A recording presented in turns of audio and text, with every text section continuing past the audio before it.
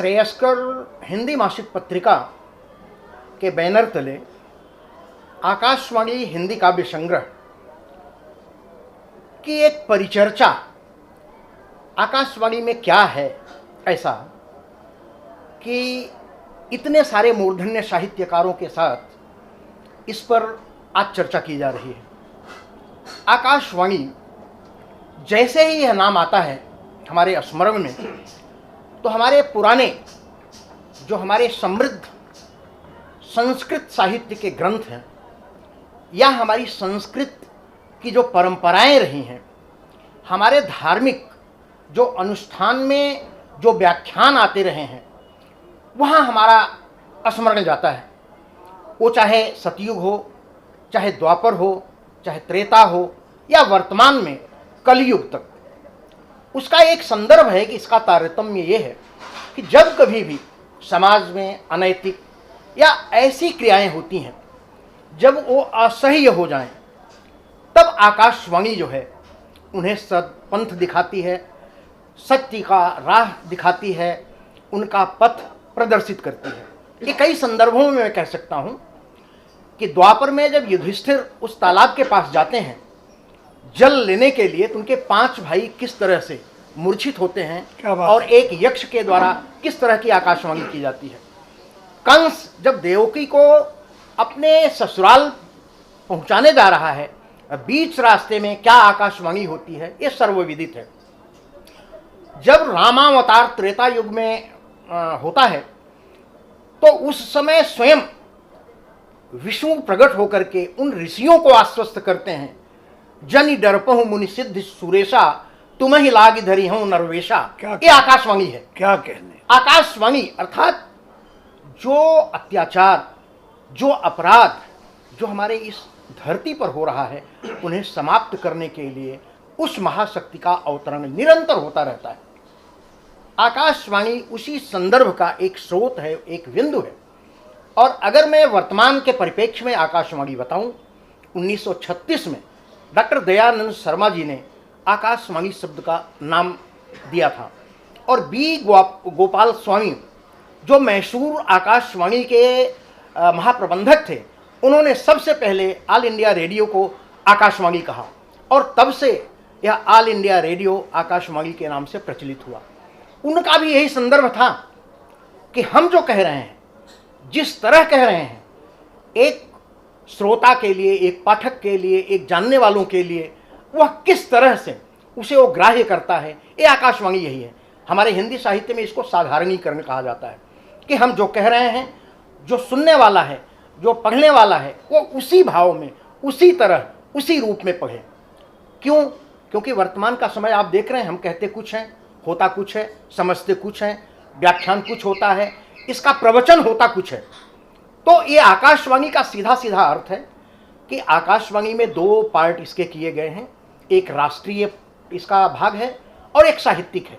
तो साहित्यिक में साहित्यिक जो विविधाएं हैं उन पर एक काव्य लिखा गया है, और राष्ट्रीय जो उसका पक्ष है उसमें राष्ट्रीय कविताएं लिखी गई हैं।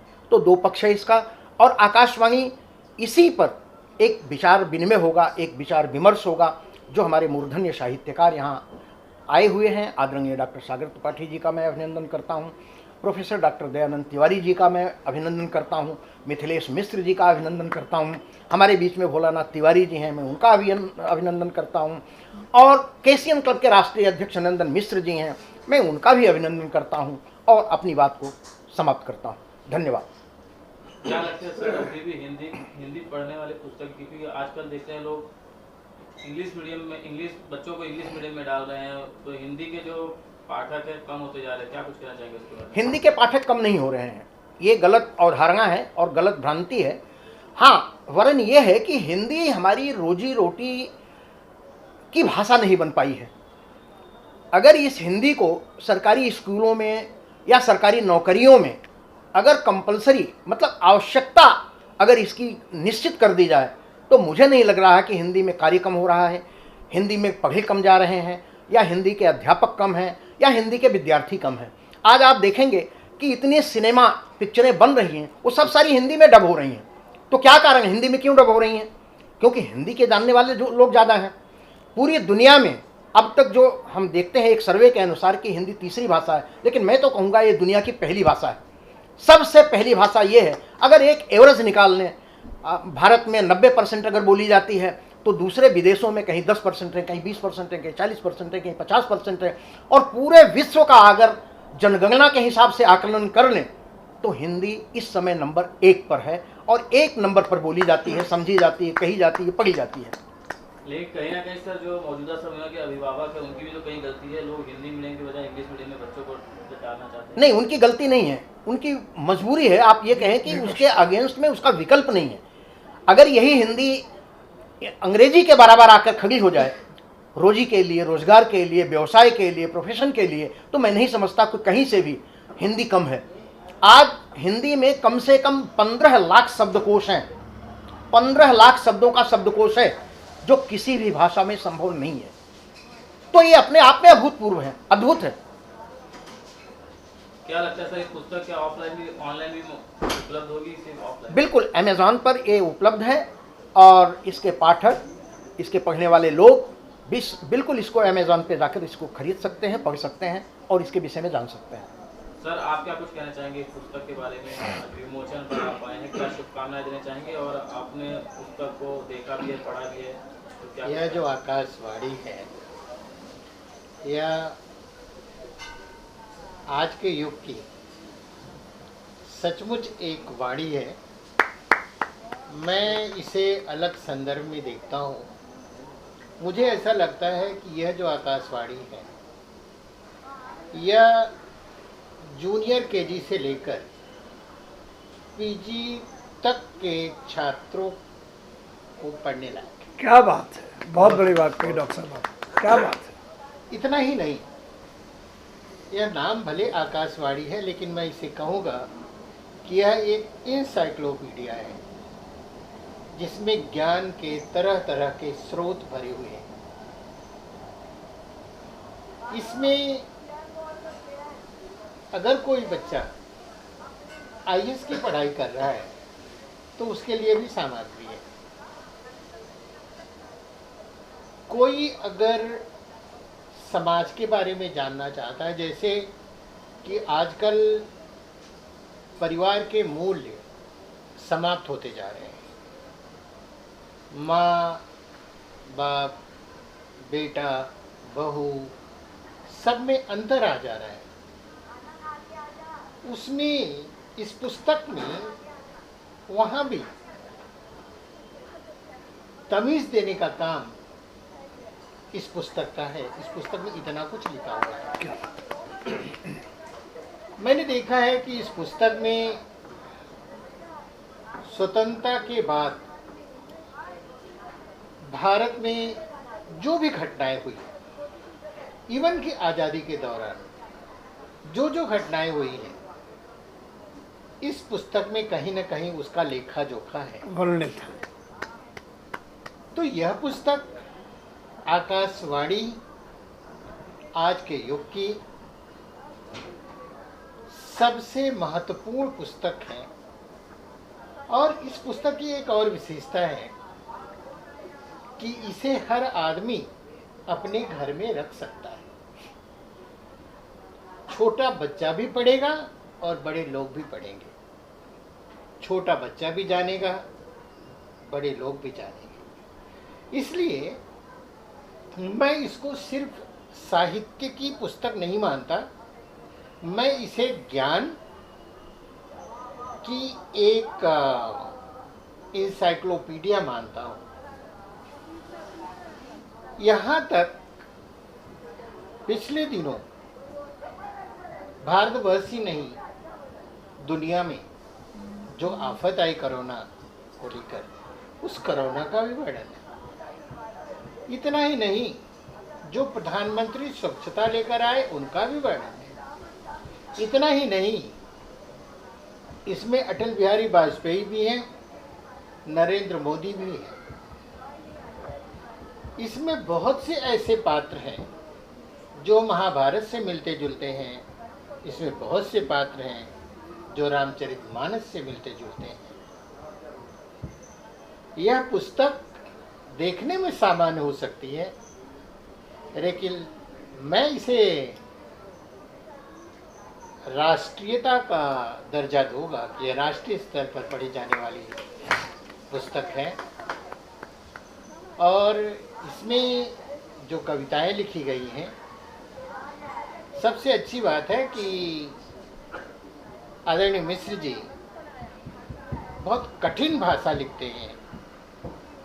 इनके जो लेखन का साहित्यिक स्वरूप है, जो आम लोगों के लिए बहुत आसान नहीं होता, क्योंकि ये बहुत ही उच्च कोटि के साहित्यकार हैं। लेकिन इस पुस्तक में इन्होंने शब्दों का चयन भी ऐसा किया है, बहुत अच्छी तरह से समझ में आ जाने वाली है। तो कुल मिलाकर आकाशवाणी है, और इसमें वाणी ही नहीं है बल्कि आज के आधुनिक युग के मूल्य हैं। समाज में गिरते मूल्यों के बीच यह पुस्तक एक जरूरी पुस्तक है।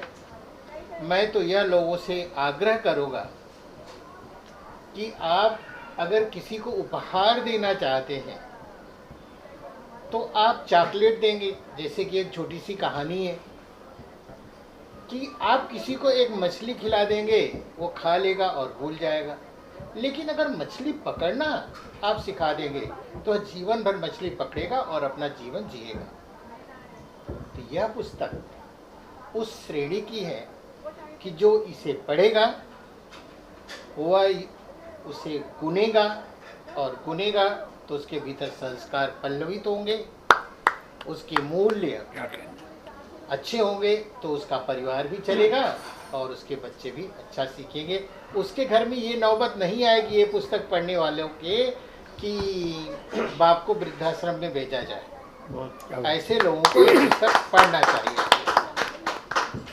सर, आप क्या कुछ कहना चाहेंगे इस पुस्तक के बारे में? काफ़ी भारत की जो उपलब्धियां हैं उन पर जिक्र किया गया है, जैसे चंद्रयान को भी लेकर मैंने देखा है, तो उस पर जिक्र किया गया है, हर घर तिरंगा इस पर भी जिक्र किया गया है। तो आप क्या कुछ कहना चाहेंगे इस पुस्तक के बारे में, और सर को क्या शुभकामनाएं देना चाहेंगे इस पुस्तक के बारे में? सर्वप्रथम डॉक्टर कृपाशंकर मिश्र जी को मैं इस बात पर साधुवाद देना चाहूँगा कि जिस विश्वविद्यालय में हमने शिक्षा पाई है, उसी विश्वविद्यालय प्रयाग विश्वविद्यालय से, उस समय यूनिवर्सिटी ऑफ इलाहाबाद कहा जाता था, वहाँ पढ़ने का मतलब ही आदमी विशिष्ट बन जाता था। और यह विशिष्टता इनकी पारिवारिक आध्यात्म वृत्ति की पैदाइश है। संक्षेप में ही, क्योंकि डॉक्टर दयानंद तिवारी जी ने, प्रोफेसर साहब ने इतने विस्तार में इतनी सटीक बातें कही हैं, तो मैं कुछ बातें ऐसी कहूँगा जो सातवें आसमान की हैं। 1978 से लेकर के आज तक डॉक्टर साहब की 17 पुस्तकें आ चुकी हैं। 18वीं पुस्तक शामली से ये सफ़र शुरू हुआ, और 18वीं पुस्तक जो है, हमारे यहाँ 18 पुराण होते हैं, तो ये माना जाएगा कि वो पुराण की श्रेणी की कोई एक चीज़ बनेगी। अब मैं आता हूँ आकाशवाणी पर। मैं अतीव भाग्यशाली हूँ, और डॉक्टर साहब से, मिश्र जी से ये पूछिएगा कि शायद मैं ही इस दुनिया में इस पुस्तक का प्रथम वर्जिन एकाकी एकलव्य पाठक हूँ। जब यह पुस्तक तरतीब दी जा रही थी तो मैंने इनसे निवेदन किया कि मैं आपकी आध्यात्मिक वृत्ति से परिचित हूँ, मुझे यह आप सुअवसर दें कि अपना आध्यात्म रस जगा सकूं। और इनकी दरिया दिली देखिए कि पूरी की पूरी पांडुलिप इन्होंने ला के रख दी, और पूरे 1 महीने तक मुझे ये अवसर मिला।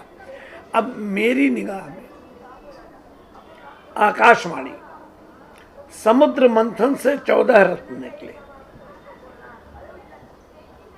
दुनिया निहाल हुई, विश्व से कुछ परेशान हुई, शंकर जी ने अपने गले का निवेश करके लोगों को बचाया। आकाशवाणी जो है आकाश मंथन का परिणाम है। मेरी निगाह में आकाशवाणी जो है, मैंने कुछ ऐसे शब्द रखे हैं, मैं चाहता हूं कि आप तक पहुंचाऊं इसे। आकाशवाणी एक आध्यात्मिक दस्तावेज, एक शोध ग्रंथ है, एक आकाशीय अनहद अनुगूंज है। आप इसे जब विस्तार से पढ़ेंगे, आउटलाइन तिवारी जी ने बताया है आपको, यह एक दैविक आकाशीय अनुभूति की पराकाष्ठा है। वसुंधरा के ऊपर यह आकाश गंगा की नभ तरंगिनी कलकल मृदुल आवाज है। मैंने वेद ग्रंथों की ऋचाओं की जो अभिव्यक्ति है वह इसमें पाई है। महाभारत के गीतोपदेश, मीमांसा, या इसे हम कहें तो देव आवाहन का वसुंधरा पर शंखनाद है आकाशवाणी में, क्योंकि मैंने इसको एक विद्यार्थी की गहनता से इसका अध्ययन किया है। शबरी के अमृत तुल्य जूठे बेर की अगर कहीं सत्यनारायण की कथा होती है तो पंजीरी मिलती है, या शबरी माँ के ममता की पंजीरी है आकाशवाणी। मैंने बड़े गहन अध्ययन के बाद यह तय किया कि खगोल शास्त्रियों के शोध की यह संविदा और साधिका है। जो इसे पूरा पढ़ेगा, मैं संक्षेप में इसलिए इसको करना चाहता हूं कि और भी मेरे पास वक्ता हैं। ईश्वरीय तत्वबोध को वसुंधरा तक लाने वाली डॉक्टर कृपा शंकर मिश्र जी की साहित्यिक जटाओं से लिपटी श्रुति बोध की जाह्नवी है, ये गंगा है, यह वसुंधरा पर शंखनाद है। मैं एक सिर्फ उदाहरण देना चाहूँगा कि राष्ट्रीयता के जितने आयाम हैं सबका जिक्र है, साहित्य के जितने आयाम हैं सब आए हैं। आप मानेंगे, मैं रसखान को जो सबसे प्रसिद्ध हो उनका सवैया है कि मानुस हो तो वही रसखान बसों ब्रज गोकुल गाँव के ग्वारन, उसके बदले में डॉक्टर साहब ने क्या कहा, सुनने लायक है कि मोह चाह नहीं यमुना तट की नहीं, झूलेंगे डारी कदम बन के, पशु पक्षी नहीं खग पाहन भी नहीं, प्रेम चनाऊं में नंदन के, बन के नहीं खेलूं में गोप सखा नहीं, गोपिका के संग कुंजन में, पग धूरी सजाए के माधव के, बनी अंग लगू नंद नंदन के। जो रसखान ने अमरत्व प्राप्त किया वह बोध इसमें है। मैं लाइब्रेरीज की बात छोड़िए, मैं चाहता हूँ कि जो परिवार अपने बच्चों को, अगली पीढ़ी को, जैसे डॉक्टर दयानंद तिवारी जी ने, प्रोफेसर साहब ने कहा है कि सुचितामयी साहित्यिक आध्यात्मिक वृत्ति क्षमता देना चाहता हो, आकाशवाणी की एक प्रति अपने घर के ऐसे कोने में रखे जहाँ गीता रखी जाती है, जहाँ उपदेश की किताबें रखी जाती हैं। मैं आप सबका आभारी हूँ। ये जो 4 चैनल हमारे पास आए हैं, मैं इसमें आपका सहयोग अपेक्षित करता हूँ कि इस आकाशवाणी ग्रंथ को निस्वार्थ भाव से विश्व भर में, हालांकि एक बात हम और आपको बताएं, विश्व के कम से कम 20 ऐसे देश हैं जहां आकाशवाणी वहां के प्रमुख प्रेसिडियम, संसद, विश्व प्रसिद्ध लाइब्रेरीज में यह पहले ही पहुंच चुकी है। एक बार आप सबका पुनः आभार। इन मनीषियों को मैं प्रणाम करता हूं। मैं आजीवन डॉक्टर कृपा शंकर मिश्र जी का ऋणी रहूंगा कि मैं प्रथम शोधक, एक एकलव्य के तौर पर इस आकाशवाणी महाग्रंथ का पाठक रहा हूँ। बहुत बहुत आभार आप सबका। इतिहास रचा गया है जब भी भगवत कृपा से आकाशवाणी हुई। यह आकाशवाणी निश्चित ही उस आकाशवाणी से संबद्ध ही है, जैसा कि अभी सभी वरिष्ठ साहित्यकारों ने इसके विषय में कहा। इसके अंदर का जो संपूर्ण विषय है वो वास्तव में हमारे समाज के लिए, हमारे देश के लिए, हमारी परंपरा के लिए, हमारी संस्कृति के लिए जिस सनातन के लिए आज विश्व स्तर पर बात हो रही है, उसके लिए हर घर में इसका पहुंचना क्या जरूरी क्या- है। क्या- मैं आप सभी से आग्रह करता हूं, फिर मैं उस बात को दोहराऊंगा कि जब जब आकाशवाणी हुई है तब तब इतिहास बना है, शास्त्रों में ग्रंथों में उसको लिखा गया है। आज भी आकाशवाणी हुई है और ये भी एक इतिहास बनेगी। मैं धन्यवाद देता हूं डॉक्टर कृपाशंकर मिश्र जी को, धन्यवाद। क्या बात है। बहुत शुभकामना और बधाई देना चाहूँगा। ये राष्ट्रीयता का प्रतीक, साहित्यिक वृत्ति का प्रतीक, जैसा कि अभी हमारे तमाम मनीषियों ने इस पर प्रकाश डाला। मैं तो शब्द की मुद्रा बनाना नहीं जानता हूँ, लेकिन इतना जानता हूँ कि जिस तरह से छंदों में ओंकार शब्द का जो है महत्व होता है, हमारे साहित्य जगत की अनमोल धरोहर है, जिसको एक ओंकार की उपाधि मिली है और मिलती रहेगी। और इसी के साथ मैं ये कहूँगा कि 18वां ही क्यों, 18 तो पुराण पहले भी लिखा जा चुका है। मैं चाहूँगा कि एक सिल्वर जुबली 25वीं भी मनाई जाए। निश्चित। इसलिए शुभकामना मैं दूंगा कि हर कदम की तीव्रता यूं ही बनी रहे। क्या बात है। साहित्य के विद्यार्थी जीवन से ही डॉक्टर कृपाशंकर मिश्र जी साहित्य के क्षेत्र में अपनी लेखनी का परिचय देते रहे हैं। आप शामली से लेकर के आकाशवाणी तक की इनकी यात्रा साहित्य को समृद्ध बना रही है। और यह एक ऐसी पुस्तक है, इसमें ऐसे ऐसे पाठ्यांशों का चयन किया गया है जो युवाओं, वयस्कों और वृद्धों, मतलब हर वर्ग, आयु वर्ग के पाठकों के लिए यह अच्छा है। और ऐसे पुस्तक को पढ़ने से विद्यार्थियों को ज्ञान मिलेगा और यह ज्ञानप्रद है। सभी तरह के पाठक इस पुस्तक को पढ़ करके लाभ ले सकते हैं। क्या बात है। अद्भुत।